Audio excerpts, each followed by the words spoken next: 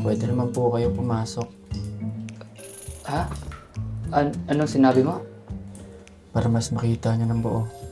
Kesa naman, nakatitig kayo dyan.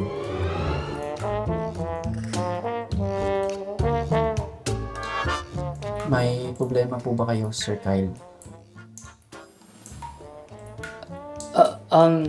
Yung CR ko kasi sa kwarto, walang tubig. Pero, bakit dito meron?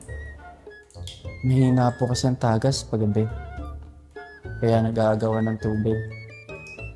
Pero, huwag kayong mag-alala. Ayusin ko po.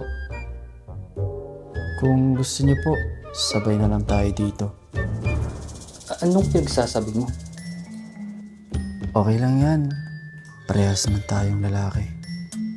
At isa pa, tulog na yung mga tao. Pwede na lang kung